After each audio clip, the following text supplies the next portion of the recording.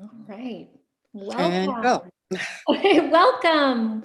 Welcome. Thank you, everyone, for joining North Carolina Central University and the North Carolina Arts Council today. We are thrilled to kick off another season of Teaching Artists Tuesdays. I'm Kathleen Collier. I'm the Arts and Education Director and Accessibility Coordinator at the North Carolina Arts Council.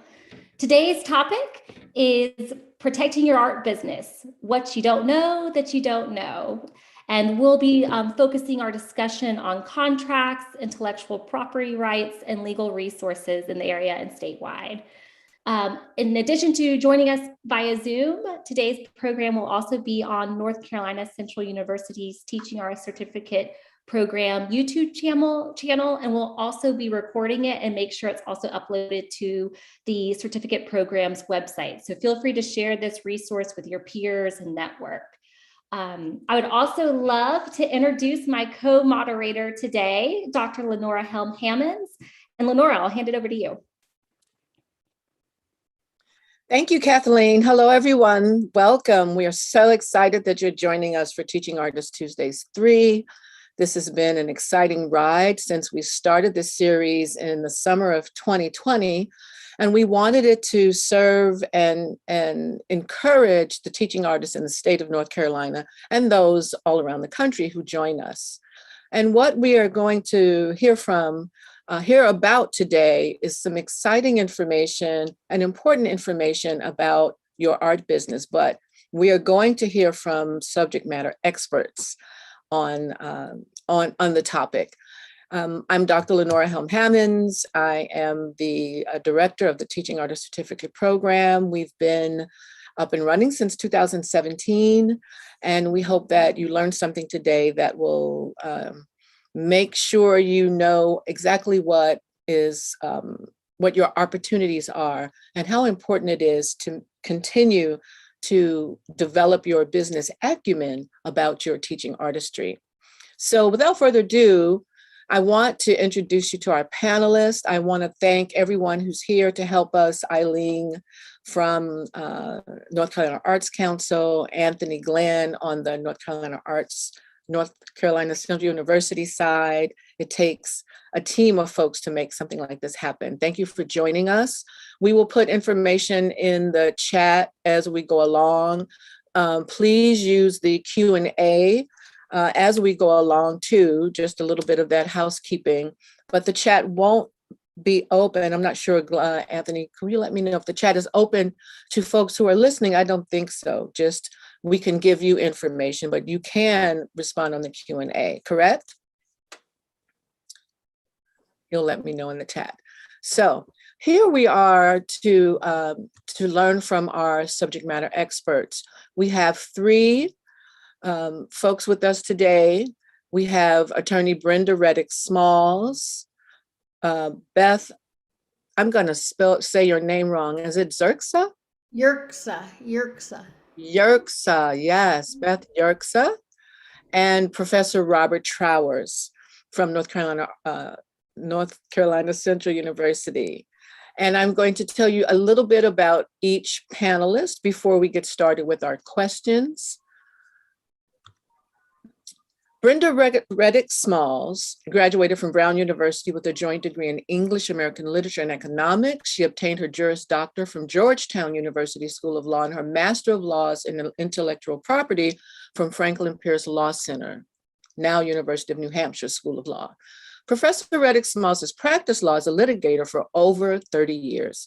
She specialized in complex litigation, juvenile law, education law, civil liberties, voting rights, municipal law, and commercial transactions. She began teaching constitutional law at NCCU School of Law in 2009. Her interests involved civil liberties and individual rights. However, her passions included intellectual property and individual liberties. She authored The Grant for NCCU's Patent Law Clinic, one of 26 patent and trademark clinics at law schools in the United States. She spearheaded with her colleagues the development of the NCCU Intellectual Property Law Institute, IPLI, which seeks to expand the pool of IP attorneys and provide representation of IP protections to underserved and underrepresented diverse communities. IPLI currently serves as a one-of-a-kind umbrella organization for higher education in North Carolina. Professor Reddick Smalls has spent considerable time representing artists and artists' concerns. She was a founder of Ibushawa Foundation, an arts foundation in South Carolina, which involved creating theater summer workshops, African-American plays, and producing art exhibits for the local community. She also was instrumental in creating copyright workshops for entrepreneurs during her tenure as former director of the Intellectual Property Institute at North Carolina Central University School of Law. So we'll give our applause, our digital Zoom applause for Attorney Brenda Reddick Smalls. Thank you for being with us. My pleasure, my pleasure. Our next guest is Beth Yates. Did I say that right? Yes. Beth Yates is Executive Director of Triangle Artworks, a nonprofit serving the arts as a business sector in the Triangle region of North Carolina. In this role, Yates works with other economic development, small business, and arts service organizations to ensure that Triangle artists have the resources they need to thrive and works to increase the visibility and power of the arts community as a business segment. Through this work, she is helping the broader community as well as the arts community itself shift their view of the arts from charity to the business sector. Hear, hear. Prior to helping found Triangle Artworks, Yates served on the City of Raleigh Arts Commission, chairing that commission for an unprecedented 3 years.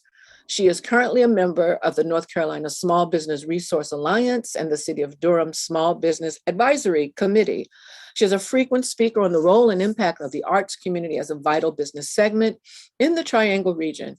She is also currently serving on the board of Arts North Carolina, the statewide arts advocacy organization. Yates began her career in Washington, D.C. as a litigation attorney, handling toxic tort claims and advising trade associations regarding emergency environmental laws. In Raleigh, she expanded her practice to include compliance and regulatory matters for businesses of all sizes, as well as providing advice on environmental issues in real estate and corporate transactions. Yates received her JD from College of William and Mary and her BA from University of Richmond. Let's give a Zoom welcome to Attorney Beth Yates. Glad to be here. And last but not least, my colleague here in the Department of Music and Jazz Studies at North Carolina Central University is Professor Robert Trowers. Robert Trowers is a 40-year veteran of the international jazz circuit. He has played with some of the finest and best known ensembles and artists in jazz. A partial listing of his performance credits include the Lionel Hampton Band, Illinois Jacquet Big Band, and Count Basie Orchestra, as well as the Lincoln Center Jazz Orchestra under Wynton Marsalis, the Carnegie Hall Jazz Band under John Faddis, the Vanguard Jazz Orchestra, Chico O'Farrell's Afro-Cuban Orchestra, and David Murray. He was also the last regular trombonist with Randy Weston's African Rhythms. As a member of the Count Basie Orchestra, he played behind artists such as Sarah Vaughan, Billy Eckstine, Joe Williams, Nancy Wilson, George Benson, Tony Bennett, and Frank Sinatra. In addition to his performing credits with the above artists and ensembles, he recorded 2 CDs under his own name for Concord Records, Synopsis in 1993 and Point of View in 1995. Critics' comments on the 2 recordings were one of the best bop bone players around, vibrant and pointed trombone, and he brings his own identity to the trombone, while another declared his performance has taken him to the first rank of the best specialists of the instrument. Robert Trowers is currently a music faculty member at North Carolina Central University in the Jazz Studies program in Durham, North Carolina. He teaches trombone, jazz history, styles and analysis, and jazz combo. Professor Trowers was awarded a scholarly creative productivity grant by the Provost Office in spring of 2011. His case studied the Big Band Jazz Education Project, used the large jazz ensemble as an intergenerational teaching tool for students, faculty, and Durham area jazz professionals.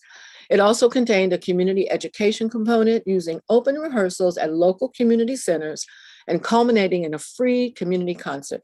His case study is available in the NCCU Music Library. Zoom colleagues and teaching artists, please give a Zoom welcome to Professor Robert Trowers. Good to be here. All right, so we are going to move forward today and talk about and go through our 3 questions. After we have questions, please remember, attendees, to post your questions in the Q&A so that we can address them after the panelists share their perspectives. And then we have a short PowerPoint to share with you from attorney Brenda Reddick Smalls. Okay, for our first question, panelists, what are some of the key points of knowledge artists need to know to protect their art business? We'll start with you, Attorney Yerxa. Oh, okay. Well, I would say that as artists, when you're looking at sort of when you start thinking about legal things and what kind of legal trouble can I get into, I would say, you need to approach it from a practical standpoint. And I think you need to first take a look at your risk, what type of risk you have in your work. That is, and what are you doing? Before you start thinking who can sue me or what copyright do I need to protect, just sort of look at what you're doing and determine, what risk you have in your work. So sort of like, are you, if you're a teaching artist and you're in a school and you're working with kids, or you're doing something physical, or you're using a big piece of equipment, or you have a studio and you're using a piece of equipment, or you are doing an online class and you're sharing a new jazz song that you have just written and you're putting it online. It's like, start thinking about what the risks that you have, and then you can use, there's a couple ways you can protect yourself from these risks. One is, take action to reduce the risk. I mean, obviously, if you're using a piece of equipment, use all the, you sort of think, what can I do to reduce the risk I have? The other things you can use to reduce the risk are contracts. I mean, a lot of times when you deal with, when you're working for somebody else, you may be able to share your risk with other people in a contract, or you might be able to, get insurance to cover that risk.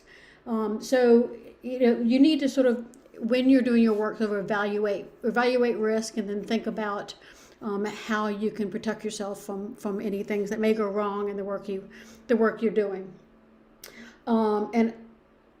And I would say the other big, the big issues are obviously contracts. How do you make sure your contracts are in your favor?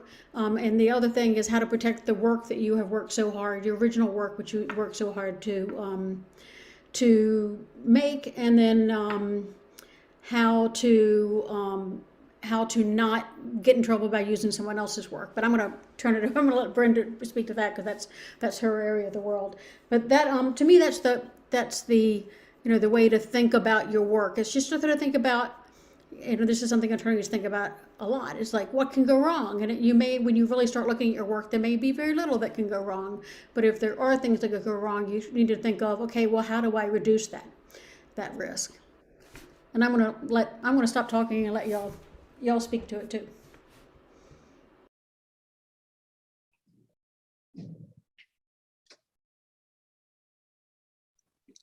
Attorney Reddick Smalls or Professor Trowers, do you want to respond to the question? Oh, No, go ahead. Go ahead. I was just going to say, from the artist's point of view, I think the important thing is to know that there are protections out there for your work, especially with written music. An understanding that as a composer or someone, you whatever you write that's in a fixed form, as in sheet music or whatever, that can be protected by a simple form, the PA form, the copyright PA form will protect anything you write from anyone being able to use it and profit from it without your consent. And also that's separate from if you record that same thing in a mechanical form, as in records or CDs or even music files, that you'd have to fill out another form, the SR form, sound recording form, to protect what you record. Having the protection for your written music is not the same as having protection for your recordings. Those are two separate processes you have to go through. And I know there have been, there used to be something I remember guys doing. They used to call it a poor man's copyright. They used to take their written music and seal it and mail it to themselves and then leave it unsealed. Leave it sealed so that with a postmark on it, so that this would be evidence that their music had been written at a certain date. And I'm really not sure how admissible that is in court. So I would say that the copyright forms, the things you register with the government, are probably worth the few dollars you pay to get it done. So what I would say for an artist is, first of all, how do you value your art, right? Are you in it for a hobby? Or are you in it for a business? So, a hobby or passion as opposed to a business. So you have to make some decisions. If you're in it for a passion or a hobby, then you go about it differently than if you're in it for a business. If you're in it as a business, that this is something that you're going to produce and that you're going to expect compensation for, you're going to have to make some decisions. Chief among those are, let's talk about copyright. Okay, so Professor Trowers talked about the poor man's copyright. To get a copyright, all you have to do is fix it. All you have to do if you're a musician is put it, notation, musical notation. If you're a dancer, you have to note it. You have to fix it, right? You have to produce it. It has to be original and you have to fix it. So you have to start there. Are you creating it yourself, or is this a joint work with someone else? So you start there. If you're dealing with a business, you have to start with ownership, right? Ownership. Did you do it, right? Did Professor Trowers create this, or did he create it in combination with Dr. Helms? So that there are some decisions you make. That's the first thing. Secondly, if you want to get a copyright, you just fix it. I have here just sort of a drawing, right? And I know that people are listening and as opposed to viewing. As soon as the drawing is fixed, that's a copyright. And if you are the owner, you own it. The difference or distinction is, how do you prove you own it? That's registration that Professor Trowers was speaking of. That's registration with the Copyright Office. And the forms are just a few dollars. I think it's $35 to register it. That becomes important because if someone uses your work, registration is a form of proof in court that you are the owner, you have not done it with anybody else. It's the type of art that you have created. So registration becomes important for infringement. Infringement is when someone else takes your work without your permission. So remember I said about you have to make a decision between a hobby or a business. So if in fact you are doing this as a business, you think about compensation. Someone may want to license your work. Someone may want to use your work. As a musician, more money is made in the United States from commercials and jingles than concerts, unfortunately, right? Unfortunately for the musicians, that you license your work out. And that's a separate form of compensation for your copyright. You can give your copyright to someone for a length of time, let them use it, assign it. We call it assignment or assignation if you want to be proper about it.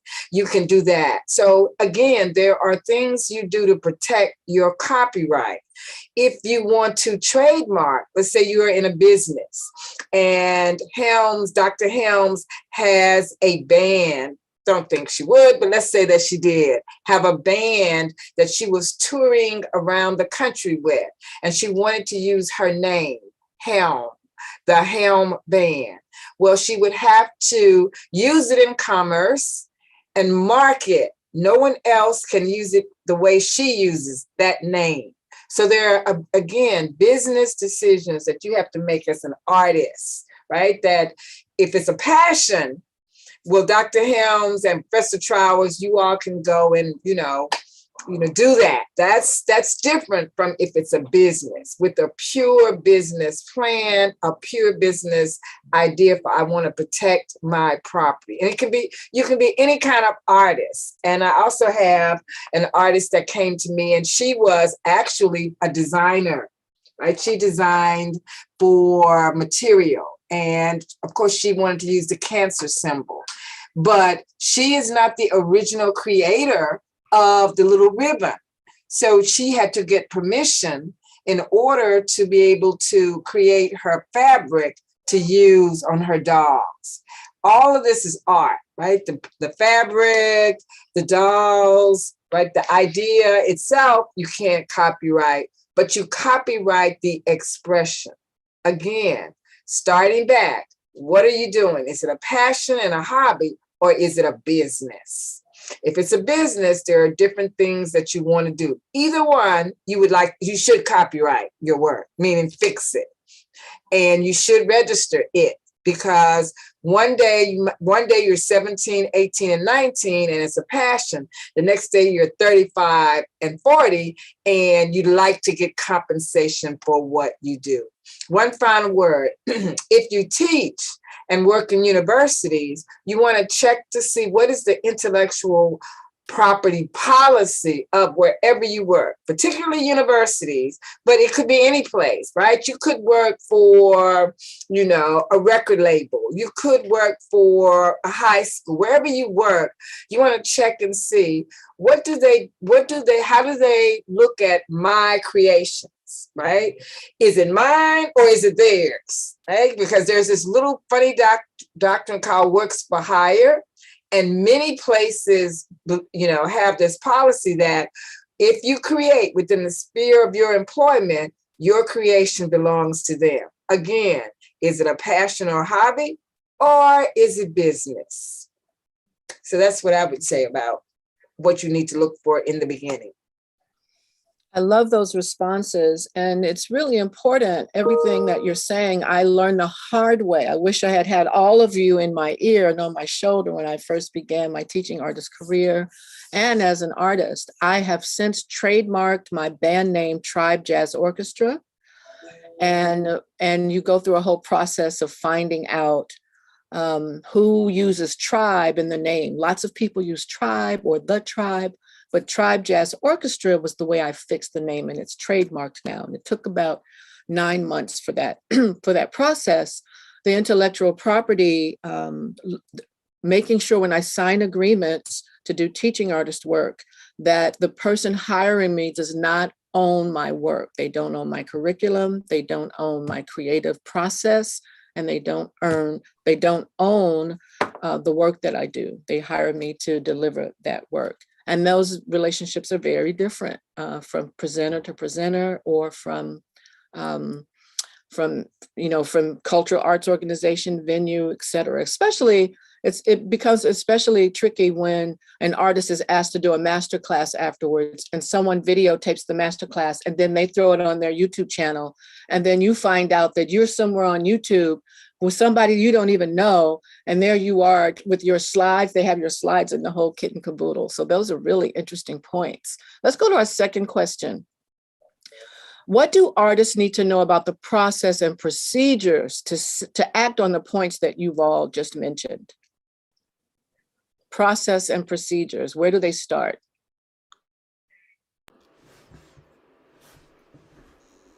Well, I think Brenda brought up a great point, which is what is your relationship? Are you working on your own? Are you working as a business? Are you working for somebody else? If you're working for somebody else, you need to look at your contract. She referred to your contract is probably going to say something about, hopefully you read it before you signed it and looked for this, but it will likely say something about how long you're working for them, who has the rights to the work that you're doing, whether it's original work or work that they've given you to do or whatever, but it'll say whether it's a work, it'll say whether it's a work for hire or whether you're a contractor or whether you're an employee. All those have different connotations. It'll say how long they have you or them have those type of rights. And so, always look at your contract or agreement.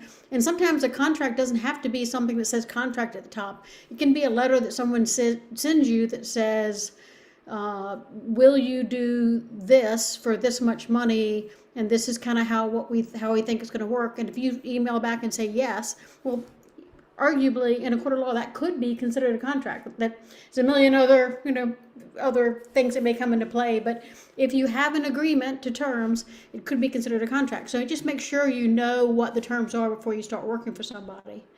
And so yeah, contracts is a big thing to make sure that you actually read. I'm always amazed by how many people, including me, don't read contracts. And I will say, I know we're talking about resources a little today, and I'll talk a little bit more about that later, but I'll drop it into the chat, but we have on our legal resources page and on our YouTube page, which is called Artswell TV, we have a video from one of our lawyers that works with us, who has developed a mnemonic to help you read a contract. It's a very simple thing to think about as you read a contract, and I'll drop that into the chat, and so you can watch that. So just go like 5-minute video. Excellent, thank you. Professor Trowers? Well, from the artist side, I'd say probably a really good place to start is USPTO.gov, the Patent and Trademark Office website. There's a bunch of publications and they even have, I think they have you can almost sort of put in a question and it'll just send you to the stuff that answers the question. So, I mean, for artists like myself who are not legally, trained, I think probably that's the best thing to do. Just go to uspto.org and .gov and look up what you might be interested in to see what kind of, if as the legal folks here said, if you know why you're doing what you're doing and what you want to protect, then I think that's a great place to start. So I would piggyback on that. That's excellent, right? So the first thing is find your resources, right? At the top of your list of things to do, right? When you're doing it for a business, find your resources. So Beth is giving you a resource, and networking does that. So the first thing is find your resource. Under find your resources, as Professor Trowers has said, is the United States Patent and Trademark Office, but it's also the Copyright Office, and it does the same thing, uscopyright.gov. So those 3 places, excellent start. So excellent. So you go to those sites because you're gathering information. You've obviously created something of value to you. And so you go to where you find the resources. I mean, that's simple. The copyright site is also almost, as I tell my students, you don't need a law license to navigate copyrights, right? The site, you do not. You need knowledge. You need a knowledge base, right? Reading, but you don't need, a law degree. So you go to that site and you just read. You find out what you're interested in. So if you are a choreographer, right, there's information there. If you are a musician, there's information there, which form you're going to fill out.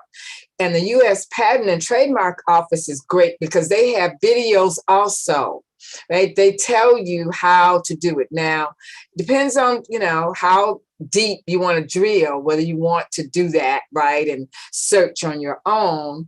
But the information is there. Get your resources together and start, right?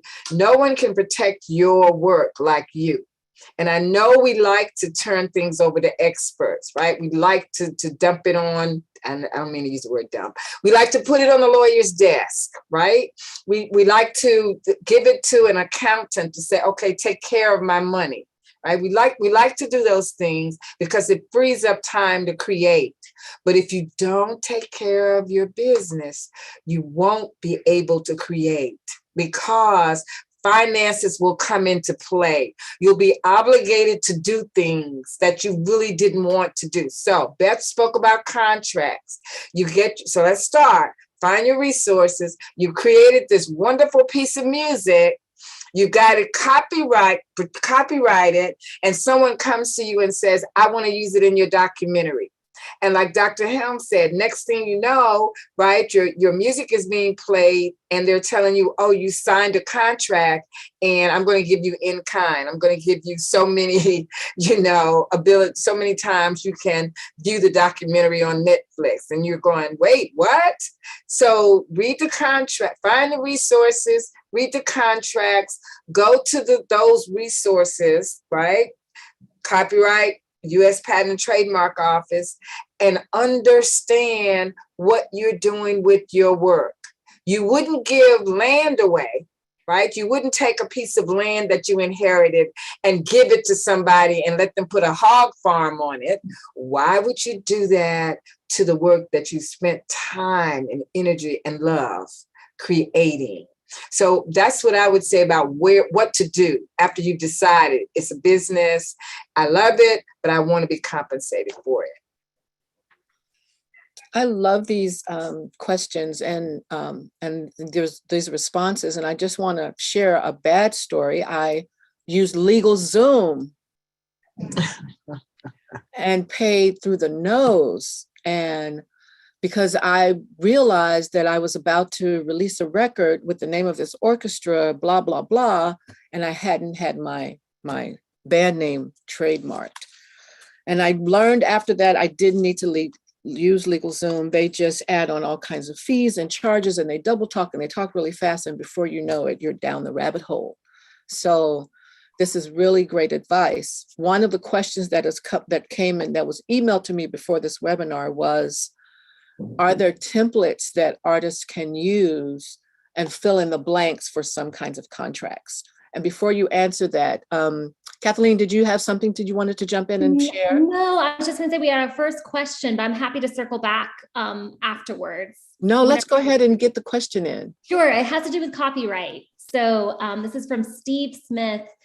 When you want to get permission to print handouts of music to use in teaching workshops at festivals, how do you get permission when you receive no response from the publisher requesting permission and a license?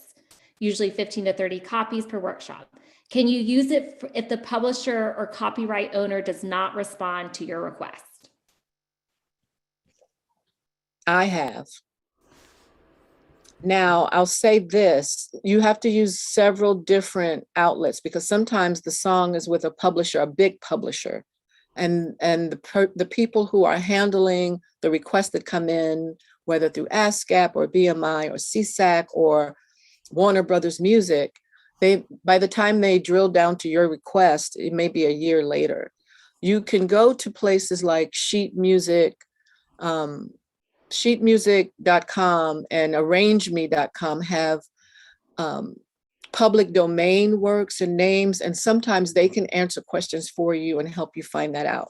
There's also a resource, I'll have to find it while we're on, I'll look for it, that you can go to Harry Fox Agency. When we want to record someone else's music, we have to go to Harry Fox to find out who the publisher is. So there is a way to find out what the publisher, but if the publisher if you don't have the publisher's name or additional publishers that you may not have originally known were connected to that song, when it's in an educational setting and you're not selling books to the participants or selling that piece of music inside of a booklet or selling what you hand out at the workshop, you can say that it's for educational purposes. This is what I've done. Now, I'll let the attorney speak about how kosher that is. Okay. Beth, you go first. Well, and if you go back to the first thing I talked about here it was risk. And that is, we do a lot of workshops with attorneys, and sometimes I feel like the artist and the audience get scared to death and go out, and as Brenda said, they don't want to do anything. They don't want to create. And so that's sort of why I started with risk. It's like, a lot of times you really do need to evaluate your risk and then to figure out how to reduce your various ways to reduce your risk. And copyright is a scary thing because we all know, we read the paper, and we know that the reality is people can sue you for anything and nothing, and that's just the reality. But some of the other reality is, as Lenora just said, I mean, will they? I don't know. If they're Disney, yes, they will. But there are certain people that have people out there looking. As a lot of y'all know, we have a very large job board in our website, and we see all the sort of arts jobs that come, and I can tell you that ASCAP and some of the others have been hiring locally for people to go out and go into like clubs and watch people to cover songs that aren't covered. So I know that there is that risk. What's the risk of handing out 15 pieces of sheet music in a festival? I just think sometimes you just need, as Leonora clearly has, is take a practical approach every now and again. Evaluate your risk and make your decisions based on what you see as your risk. But this is where, as Brenda says, this is where it's best to know what the law is, know ways you can protect yourself, and then make your business decision based on that. Brenda, you have any USD actual practicing attorney? So I would say the risk is minimal for that, right? For that particular question. Yeah. Because it's fair use. You're teaching, you are in a small setting, and you aren't doing it you are commercial. I always argue that if you're getting paid, it's commercial, but you're not making money specifically off of that piece of music. And you can show that you attempted to get a license, right? So what's the worst that's going to happen to you? They're going to send you a cease and desist letter. Stop doing what you're doing. If you stop, and they sue you, then it's, the damages are negligible. You didn't know, you tried, and your risk is minimized. Now, if there's something different, if you are, and they're doing this, which is really, I think, over the edge. If you're a band and you have 100 members, and you're copying the sheet music and you're handing it out to your band to play in a performance. That's a different animal than you're teaching and you're expanding the knowledge base of even in a CLE, right? I mean, we don't have you musicians coming to lawyers CLEs, but it would be wonderful. If you came to a place where you were teaching small or even a larger group where you are distributing material for learning, educational purposes, because fair use can be criticism, right? It can be news reporting. It can be teaching. It can be a lot of different things that's expanding the knowledge base. So your risk is minimal there. Again, what are you doing, right? Is this your business of disseminating work that belongs to someone else as opposed to your work, or are you teaching? So I would say in that instance, risk minimal. Risk minimal on that. Yeah, and I dropped in the chat. We have 3, I think, programs coming up in the next few months, specifically on legal issues for musicians. We haven't priced them yet, but I doubt they'll be over $10. And they are on things like copyright, ASCAP agreements, band agreements, all that sort of stuff. And they're coming up in the music series we're doing with Pinecone. Excellent. I love that. I saw that those were coming up, and I wanted to make sure that we announce them. So we'll do that again toward the end in case someone joins us a little later.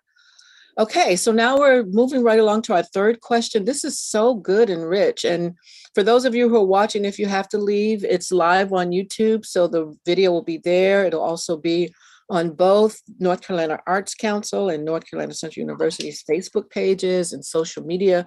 We'll make sure you can link to get this information and watch it again and again. Thank you so much to our panelists. You just, it's a wealth of knowledge. I feel like I should be writing notes instead of, moderating. Okay, here's question 3. What are the consequences artists face when they don't act on protecting their art business? Now that's a large, that's a wide question. But what are the consequences artists face when they don't act on protecting their art business? One of the things that I experienced was finding my stuff on YouTube. And then sometimes people would be nice enough to say, can I use this? Or I used this, and is it okay with you? I stopped putting my photos in a press kit that you can download if you go to my website, so that people would have to contact me, even to use my likeness, because they wouldn't attribute the photographer, and which would sometimes go against the agreement I would have with the photographer to make sure that their name is always there. Associated with the image. But I had a very interesting situation that happened in making sure that the press release you give to a presenter or a bio is really correct. I worked at the Shrine Auditorium in Los Angeles with Dance Theater of Harlem in a performance of St. Louis Woman. And my bio mentioned that I was in the first round of Grammy nominations, not final nominee, not a Grammy nominee, but had been considered in the first round. And the press office of the Shrine Auditorium listed in my bio in the program that I was a Grammy nominee.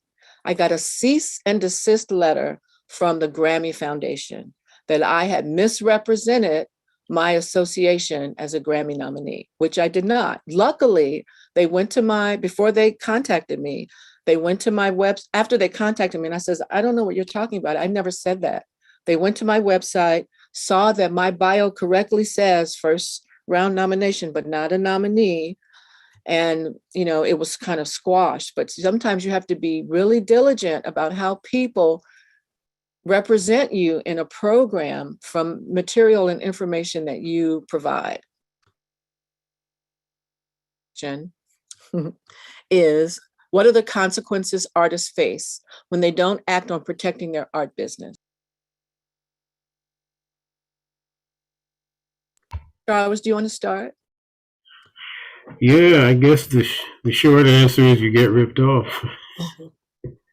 I think the thing that the instance that comes to mind, I remember, this is decades ago, there was this Calypso song that was pretty popular at one time. It was called Hot, Hot, Hot. And it was later covered and was very, very popular. It was covered by Buster Poindexter, who was a pretty big artist at the time. And the Calypso group that had originally done it actually sued him for infringement, because he didn't get any license apparently. But they lost in court. And I think it might have been because they didn't have like a copyright.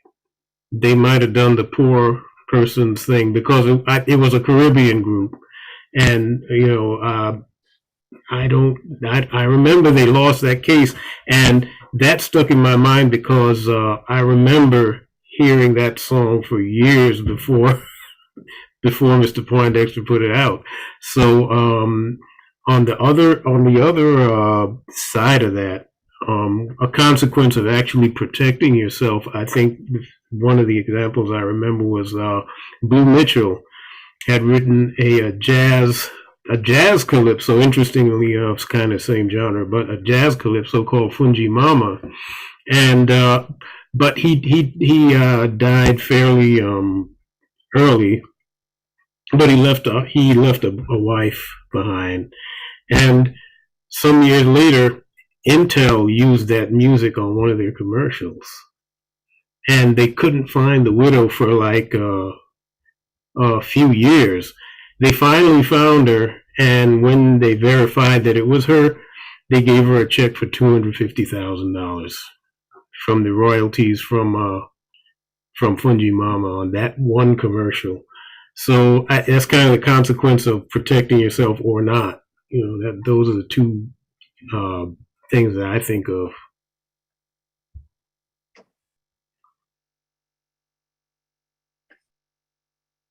Anyone else? Well, I think it's sort of the same things that Brenda was saying before. It's just, the worst thing about the problems or running into issues, it's a pain. It's not what you want to do. And so this is where, learning about the law, a little bit about enough about the law to know what you need to do ahead of time can save you a lot of misery, a lot of time, a lot of money, as Robert says. And so, if y'all are a teaching artist, a lot of you know this already, but most likely you're working with the venue, you're working with the school, they're sending you an agreement. You know what the terms are. If they don't send you agreement, make sure you have something in writing. And a lot of people are doing, with a lot of the outdoor things, things are done much more flexibly these days. Just make sure there's some understanding, properly in writing, about what the terms are, who gets paid, who owns the work. And also just make sure, if you say that you're going in there with your own work, or work you have rights to. And then I think Leonard has given some great examples, which is make sure that you know who's recording what you're doing and where it goes. Because we have heard a lot, especially in the last 3 years since the pandemic started, we've heard a lot about work being shared out unbeknownst. In fact, for our organization, we historically have sent out our workshop videos afterwards, and we stopped doing that just because there's no way to control it. Someone can say, "Oh, it's just for me," but it is gone the minute you send out a video. So be very careful about where your work goes. Sometimes it's been as simple. I love those responses, both from you, Beth, and Rob and Trowers. Sometimes I've just made sure I, put a watermark on every panel on my PowerPoint. Make sure I put a copyright at the bottom, copyright and the name of my company, so that it's, even if they take your slides and incorporate it into a larger presentation, that your portion of that information is attributed to you and to your company. It's so important. And be willing to walk away if once you negotiate how you are comfortable or uncomfortable, and be willing to say, well, this isn't a situation for me.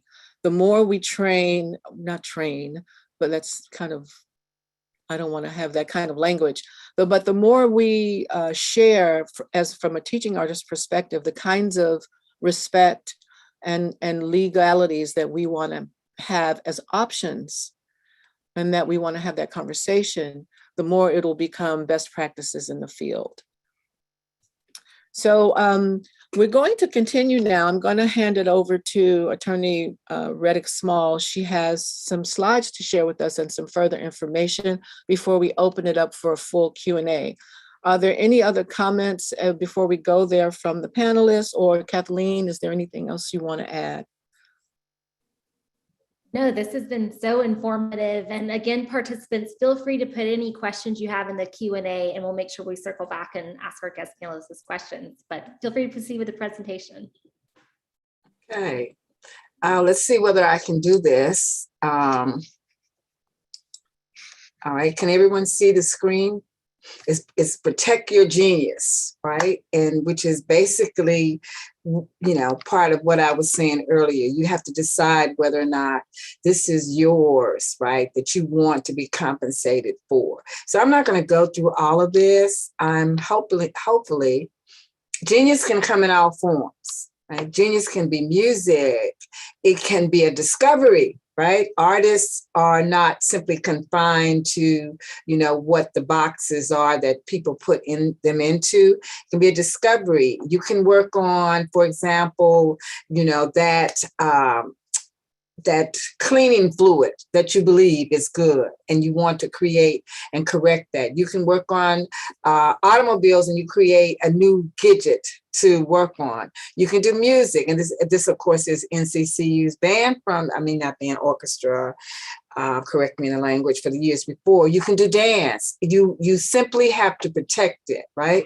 And all I wanted to talk about for artists is that we have to begin valuing art the way we value money on the stock market in our culture. And we have to stop thinking that it is something that we cannot use and share with others, but something to be given away all the time. It is property. It is property, and there are debates about whether or not the property should be so confined and we should protect it as tightly as we do, but it's still property. And that's, I think, what I wanted to convey today was property. So I'm going to go through what trademarks are quickly, because trademarks are identifiable symbols for your business, or, right, for something. It's really for business, but it's for something that you create also and turn into a business. It can be words, pictures, colors, believe it or not, animation, sounds, smells, product shape, or packaging shape. So it's simply a way of protecting your brand. And it's a very important way of protecting your brand. And it's fairly easy to do. When I say fairly easy, meaning you have to read, you have to follow, the rules, but it doesn't require you to do much more than understanding what it is you're trying to do. Okay. So again, trademarks, business name. Dr. Helm talked about trademarking her particular outlet for her expression and using the term in it. And that's a business name as opposed to a trademark. And so those are just kind of fine distinctions. I mean, once you begin to do that for your creation, you'll get into that. There are various ways of protecting your mark. These are, and I'm just going to run through them quickly. You can create a mark by creating words, right? You can use arbitrary words, for example, Tide, or you can create a word that is absolutely made up. That is the strongest kind of mark. So Dr. Helm talked about what she has is basically a composition mark. She has a mark that's made out of two word symbols as opposed to one. Tribe, as she mentioned, was probably taken. So you put it with something else to give it, you're trying to get your mark to be as distinctive as you want it to be. So when you are thinking of a name for your business, using your name is really great, right? It's great, but your name is not one of the strongest marks. You have to get what we call secondary meaning. So if you're going to name your jazz group, Professor Trowers, naming it Trowers, right? Jazz ensemble, if someone else has a restaurant that's called Trowers, perhaps not necessary, there's going to be a little bit of, juggling there, because what kind of name is your name? A fanciful name is made up. Trowers is not made up, right? Arbitrary name is you pick something, right? And, these two, you just pick it, right? These two, fanciful and arbitrary marks, are the strongest marks. Trowers is not the strongest marks. Trowers would be not even a suggestive. Suggestive marks connote, give us the idea or impression. Trowers is what is called a descriptive mark. It describes you, right? You've got to get secondary meaning. So I know artists love their names because they've worked with it for a long time. However, it's not the strongest mark you can have. Why is this important? As someone came to me once and said, I'm selling t-shirts, I've got my name on it. I found out someone across town was doing it. Your name? I'm, thinking, your name? Why didn't you come to me beforehand? Okay. So there are 4 types of marks: generic marks, you don't want to use them, right? Because you can't protect the generic mark. You cannot get protection on something like ice cream. So if you are making ice cream and wonderful flavors for ice cream and you want that on as your logo, you're not going to be able to protect that. Can you put your name on it and say Helms Ice Cream? Yes, but you still don't have a lot of protection for it, right? Because you can get a trademark in any of these ways, right? You can get that, but what you want is a mark that distinguishes your product. Okay, the question was about registration. These are, things you do when you go through it, and I'm not going to go through. Is it necessary to register your mark? It's not necessary, but it's strongly recommended, right? Because it pushes everyone out of your field, right? It keeps other people from being able to use your name. So instead of saying, Trowers Ice Cream, you say, Fancy Deluxe Sweets, okay? Composite name, a lot of generic words in there. You still have to get some kind of secondary meaning. However, if you get a mark, right, you push other people away. No one can use that term. No one can put it on their business. And you develop your business on your own. How do you lose it? These are some ways that you can lose it, right? The worst way that you can lose a mark is just to abandon it. Right? You decide your business isn't doing well, and so you just walk away and you come back and someone is using your mark, right? And then you got an entire issue about, so marks are based on use. That simple 3-letter word, use, right? How do you avoid genericide? That's the term meaning your markers come down to a very basic mark that's common word usage and you can't, right, protect it. So these are just some examples. Kleenex, we all talk about the tissues, right? If you say a Kleenex, right, what you're doing is making the Kleenex become something of common everyday usage, right? But what you want to do is say a Kleenex tissue. So if we've got Helms, right, ice cream, we don't want to say a Helms, we want to say a Helms ice cream cone. You want to make your mark distinctive. Is that important? Remember when I raised it at first, I said, decide whether you want a business or is this a passion or a hobby? Because that will determine, how you use it. So I'm not going to go through marks because I like copyrights more than I like trademarks. Sorry, Dr. Helms. So I'm going to move on to copyrights, okay? Because these are just legal terms, all right, that we use. All right, copyrights. I love copyrights because they cover so much of the art that is out here now, okay? Surprisingly, how do you get a copyright? You have to create it. You have to fix it in what's called a tangible medium of expression. What's down there below is the Copyright Gov office, the link there, and that's where you want to go to find out all this stuff that I'm rushing through. Right? It tells you everything you need to know about copyrights. Okay, so original. What do we mean by that? You have to create it. You cannot go to Instagram and take a song and put it in on top of your dance and try to say, this is mine and I want to copyright it. You have to create your work, right? It has to be, real. It has to be tangible, right?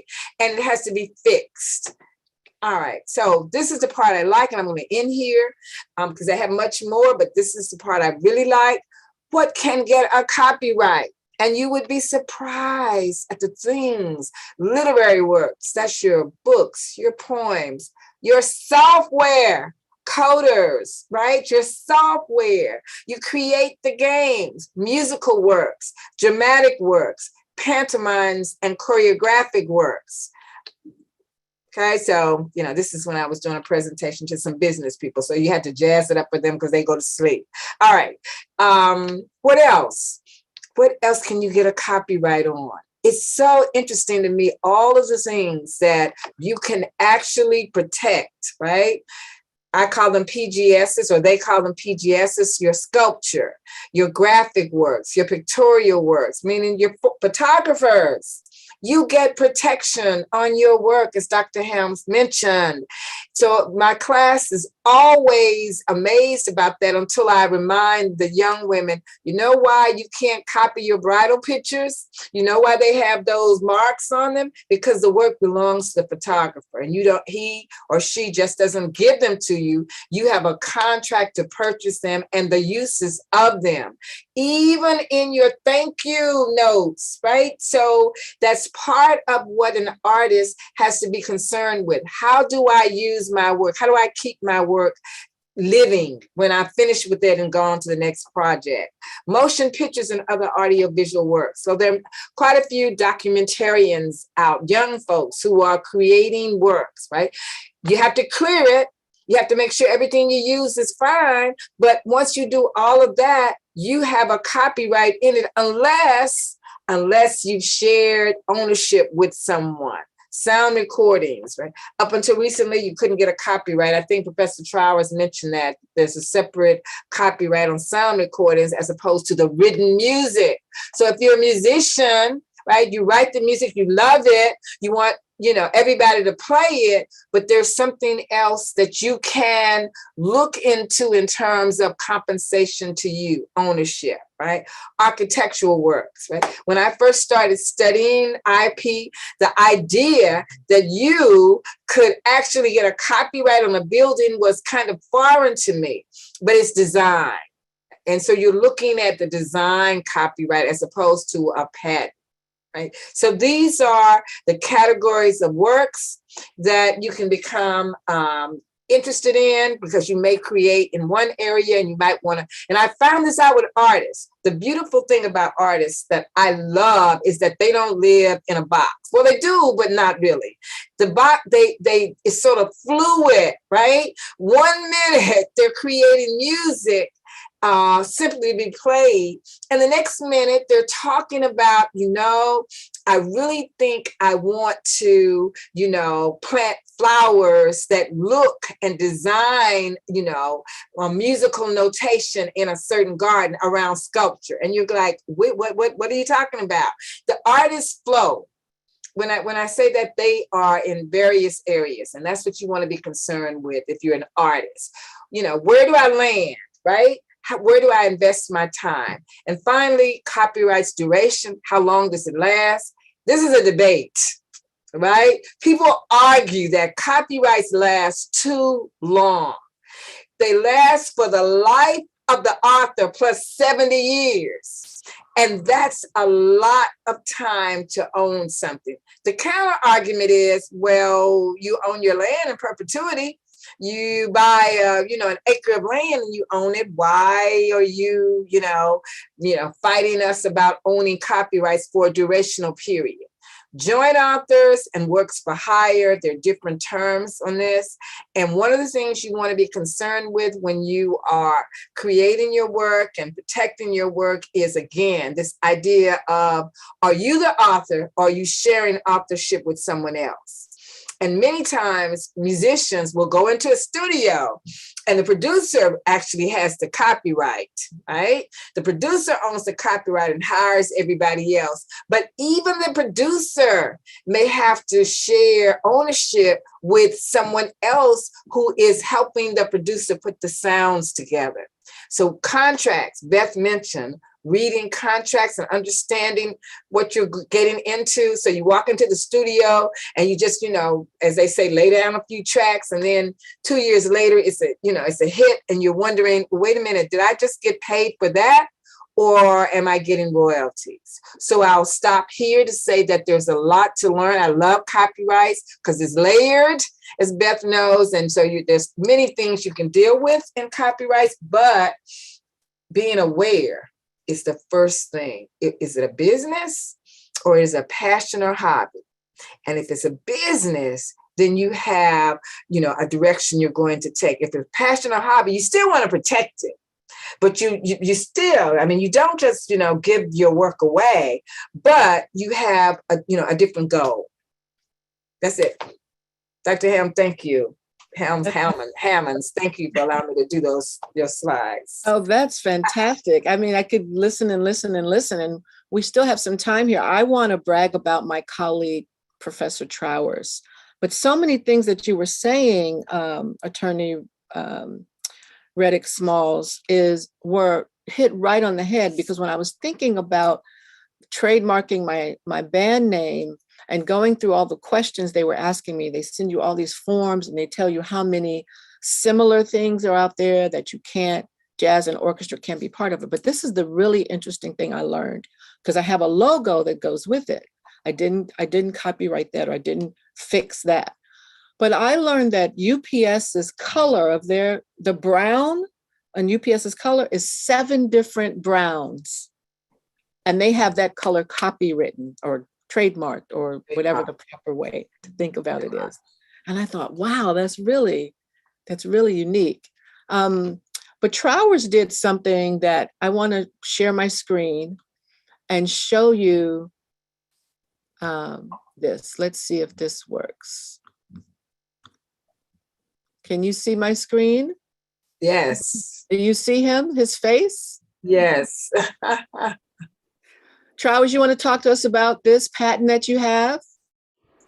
Yeah, it's a patent on a brass instrument mouthpiece that I developed. That one is a 3D print. I'm working on getting one in brass to see how it behaves, because different materials behave differently. But again, that was largely thanks to Professor Reddick Small. She had told me, I knew we had a law school, but I didn't know they had a patent clinic or anything. I'm on the other side of campus. We don't know what we do. We're in our little silos, and we're trying to get outside of that. But I had, interestingly enough, it was a design that I had drawn by hand maybe about 20 years ago, and the drawing had just been sitting around in in one of my dresser drawers for years. I figured, well, at some point I'd get to it, and it was actually once I realized that I had the patent clinic here that I decided to go the next step, which was really to consult with a computer-aided CAD technician who does them on computerized, usually on AutoCAD, which is pretty much the industry standard for making mechanical drawings. And so I had to, it took a minute to sit down with him and figure out what the dimensions were going to be and how he had to set it up. And once that drawing was done, that was what I was able to take to the patent office and the patent clinic and work with.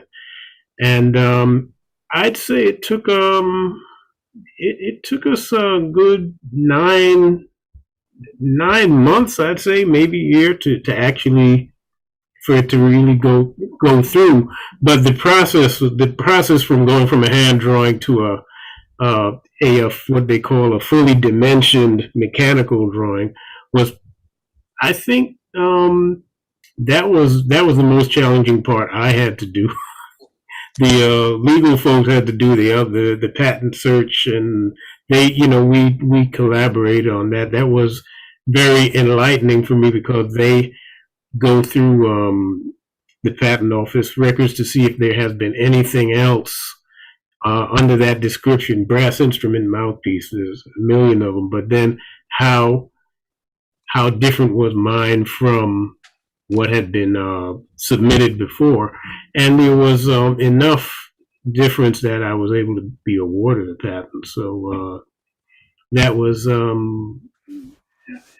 thanks to the law school and the professor. I was able to get it done. At this point, the hardest part is figuring out how to produce it at a price point that I like. I really don't want it to be something that only folks with a lot of money can afford. But we'll have to see about that, because there are other challenges with that as well. Excellent. I'll put this link in the chat, so if people want to read more about it. It's a beautiful article, and I was just so proud and so excited. Very interesting. So congratulations, Professor Trowers and Attorney Riddick Smalls. Yeah, it's the patent students and our patent professor. They did it. He brought his genius and they worked the magic. So I have a couple of questions. We can do a lightning round for them or not, but these are some of the questions that have been asked by me, by my teaching artist students in the Teaching Artist Certificate program here at NCCU. And I'll make sure and put the link in the chat if you want to learn more about our Teaching Artist Certificate program. But what teaching artists face a lot, can I copyright or license my curriculum? How do I do that? For instance, an example is Jazz and Lincoln Center has a program called Jazz for Young People. And they have a series you can license that has booklets and videos and recordings. Can I do that with can a teaching artist do that with the materials that they use in a presentation? Can I copyright workshop content? If I do the same workshop over and over again, how do I do that? And video lessons. If I have video tutorials for elements of my workshop, presentation, or curriculum that I do over and over again and make a series of videos, can those things should they be, how do we protect them?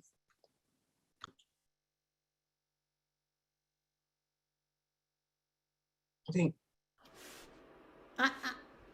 I'll jump in and say the answer is yes. I mean, it is, as you just saw the slides, anytime you have an original idea, a creative work, that is copyrightable, and I think anything is sellable if there's an audience, right? And so to me it goes back to, first, have you fixed and protected your work as you just learned that you need to do, so you have the copyright? And then to me it becomes to marketing and sales. Is there an audience? Do you have it packaged so you can sell it? Or have you analyzed your audience and figured out how to sell it? Do you all have anything to add? that's it. Fix it. It's a work like a book, like a curriculum is yours and yours alone. Of course, you got to make sure that you're not using somebody else's curriculum and just changing a word or two. You actually have to have an original work, but original work is yours, and you can sell it. I do want to bring up one quick point that we have touched on but not really gone into, which is and there's been a lot of talk about hobby versus business. And one thing we haven't talked about, and I will just touch on, which is the choice of corporate form.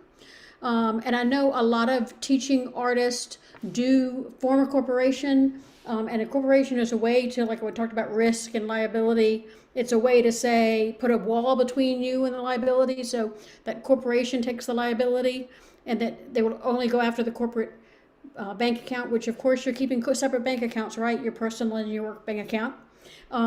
So that if you have certain types of corporate forms, then if there's any risk out there, it will just go against the business.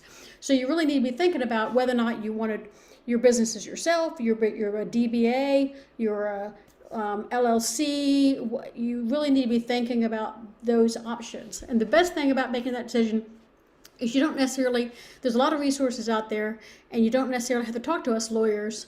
There are some bunch of great state resources, and I'm going to drop our resource page in the chat, but the best place to start is with a group that has recently changed their name. They used to be called Business Link North Carolina. It's from the Economic Development Partnership North Carolina, which is the Public-Private Commerce Department organization, and they used to be called Business Link North Carolina, or Blink, but they've just changed their name to Small Business Advisors.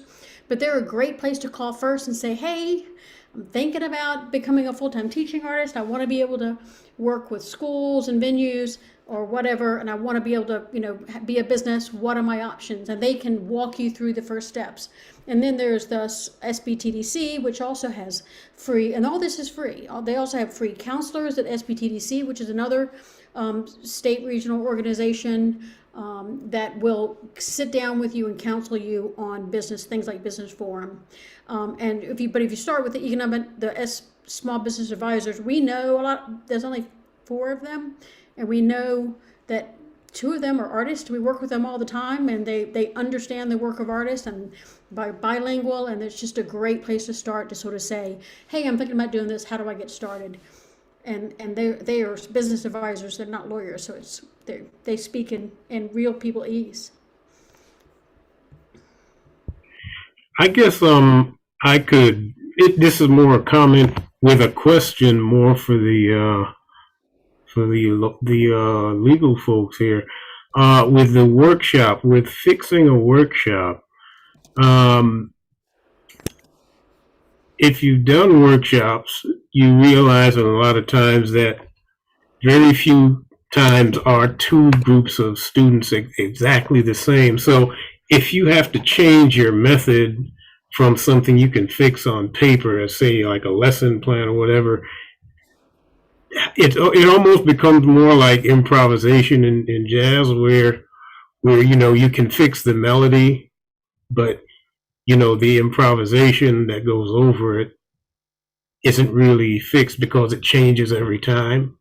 So is a workshop sequence or a workshop approach fixable in view of that dynamic with education?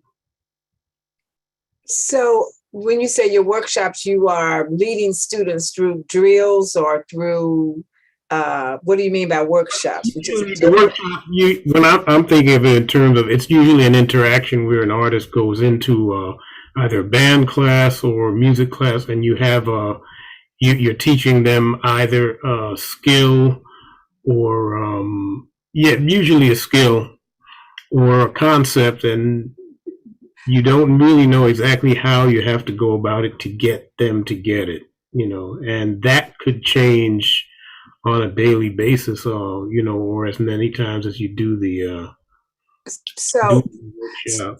So your workshops are sequential. That's what I take it. You start in at one point and you keep moving as you teach a concept. Right. They're sequential. Yeah. If you record it, fixation means putting it in a tangible medium of expression. So let's say you start in August and you start basic, you've got fifth graders and you're teaching them chords. Then you move to chord progression, your next workshop, and you keep moving. As long as you record those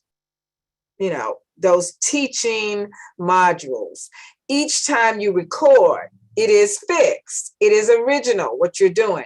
It goes back to Beth's comment, though, how marketable is it? I mean, you would have to, then marketing, so it would be workshops for fifth graders by Trowers, right? That would be the packaging, which is separate. But as long as you fix it, right? And so you could even do more. You record it, how you're teaching them. And then you also, have some synopsis that you write. So this is, to me, this is marketing. So now you've got a package. On top of that, you have somebody take out their iPhone and snap a couple of pictures at your direction, right? So that's your package from the first day where everybody's looking around and throwing spitballs to May, when you can get them to stand up and actually interact with each other, okay? So those are marketing concepts. Again, business, passion, or hobby. You're teaching, so I assume it's a business. But yes, it is improvised within that module, but when you fix it, what you have is your creation in a tangible medium of expression, and that's your copyright. Now, registration is something you do separately, and you would do that, I would think, as a compilation of these modules, right? I wouldn't suggest you do each one maybe at the time, but it would be a compilation of 17 modules with the summary that you fix. Yes, you could copyright that. I don't see why not. I don't see anything that would prevent. Maybe Beth and Kathleen could weigh in differently, but I don't see why you couldn't copyright that. We have about 10 more minutes, and we want to get, Kathleen has a question. Yeah, we have a couple questions. I'm just going to go in order as they've been received. Another one from Steve Smith for the copyright. What is current duration of a copyright from before 1976, but not PD yet? I think it changed in 1978. That's when you basically the copyright law changed. Prior to a certain period of time, you had like, I think, correct me, I'm trying to remember, 28 plus 28, and you had to renew. I think I'm trying to remember, there was renewable terms. Okay, renewable terms. You're beyond my realm of understanding. Okay, so there were renewable terms, right? And if you didn't renew, right, that was it. It went to the public domain. And then they changed it with the 1976 Copyright Act. And they went back and grabbed some of the people that were not able to have extended copyrights, and they added on to their term. So really, you'd have to look at your the work. Right? When was it created? When was it fixed? Right? Was it in that time frame? And then I have to check the law because I don't recall, because I'm not teaching copyright this semester. I'm teaching IP, and I'm almost sure it's renewable terms and it's changed a little bit. Forgive me for not knowing that. And Steve had a follow-up. He said, my work is 1972. Ooh, okay. But they grabbed people, so I would have to look it up. Right? Give me. I always tell people that in my office. That's the when I was really practicing, I would say, let me get back to you on that. I have to do a little bit of research. That was my stock line, right? Instead of saying, I really don't know, and why are you asking this? So that one, let me look that one up, and I promise to get back to you. Probably about a week. I'll get back to Dr. Hammonds on that. And that's the way that lawyers decrease their risk. Right. Right. Like, I'm not going to take a risk giving you a wrong answer. Makes 1972. Okay, let me check that. So Steve Smith, go ahead and email me. I just put my email in the chat. And what was the second question, Kathleen? Yes, the second question, and this is actually one I've heard a lot, so this will be interesting to know. It says, can an original work be one that has several bits and pieces of other different people's work combined in a new way? Like a Romar Bearden or something? You can only get a copyright on what you created. Okay, you can only, so think about a piece of cloth with squares cut out, holes in it.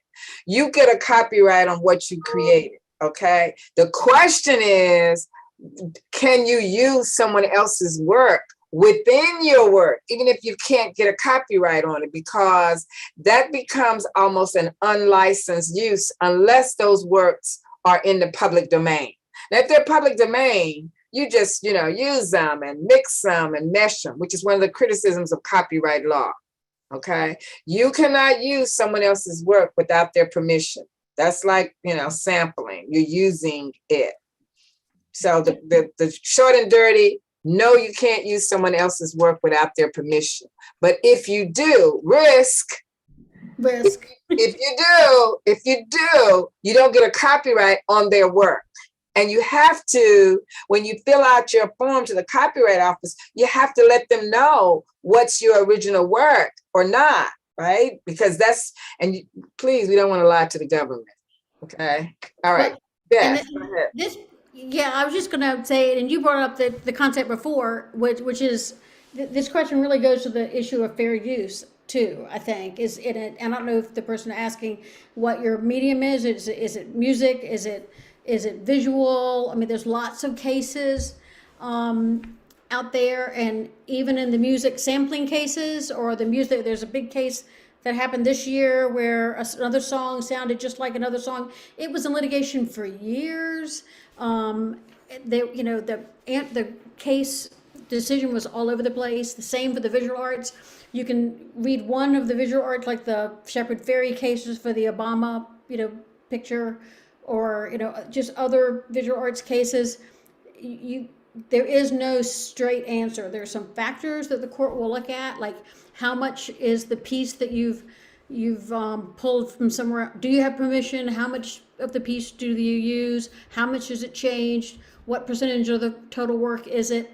But the cases are all over the place. So again, if you are going to use it, make sure that your original you will reduce your risk by making sure that your original work is really what's out there. It's not, you're not just using the other work. You're not putting someone else's work and adding fringe around it. I mean, or like, as you said, with the wanting to license a design for a fabric that had someone else's work within it, that would have been using some, that would have been potential copyright. So fair use is the answer to that question is a big maybe. Okay. Are those all our questions from all the places? Okay, good. Let's see if we can wrap this up in 5 minutes.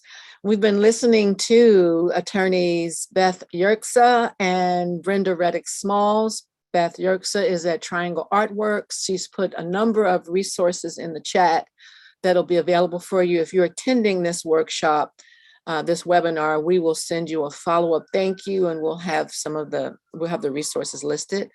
We had a wonderful slide presentation with attorney Brenda Reddick Smalls. What wealth of knowledge we've been getting today. It seems like we could have this conversation for 2 more hours. And my colleague, musician, jazz musician, and patent owner, Robert Trowers, has shared some of his insights and some of the work from the field he's doing in getting his ideas patented. But there's so many layers of this conversation. What I love, and both Kathleen and I've been talking about this, there seems to be a groundswell now in the state of North Carolina for teaching artists professional development. So make sure that you grab on to what's going on. There's the workshops that Triangle Artworks is doing. And Teaching Artists Tuesdays will continue. March 15th is our next one. And April 12th and May 17th. Please watch for when we give you a clean webinar link and we make sure that everyone can join on, but get on our mailing lists. There's one last thing I want to quickly show you. I put it in the chat.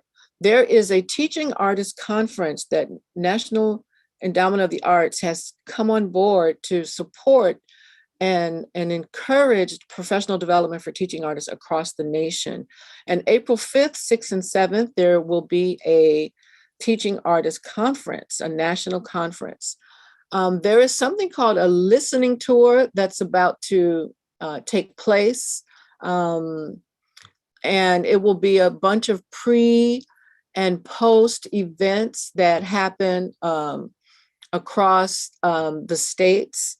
But in our region, there's something called a Southeastern Listening Tour, and TAG, Teaching Artists Guild, has partnered with the Association for Teaching Artists that was in New York. TAG was in California, and Association of Teaching Artists, ATA, was in New York. Now they've melted together, and what they want to do is create this national coalition of people who are doing teaching artists professional development work.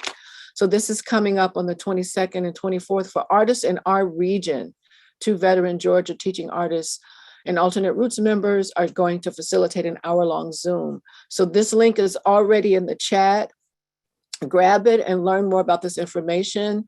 We're going to be partnering to do some things with them in our state to give you as much as we can about support. Kathleen, any closing remarks? No, just again, thank you so much, panelists. This was so informative, and I know we just touched kind of the iceberg, tip of the iceberg here. So thank you for these additional resources and participants. I hope you'll join us next month. We'll be focusing on grants and really trying to demystify the grants process, breaking it down, going over the life cycle of a grant. So please join us next month. But thank you everybody so much for your time, and we're so excited to be back. Thank you all, moderators. This was wonderful. And I didn't have students, right, facing me with the, what are you talking about, Professor? So this was really great, right? Thank you all. It was wonderful. Good to be part of it. Thank you so much, everybody. Thank you, Anthony Glenn. Thank you, Eileen. You guys we couldn't do it without you. Dr. Helms-Hellmans. Thank you all. Thank you.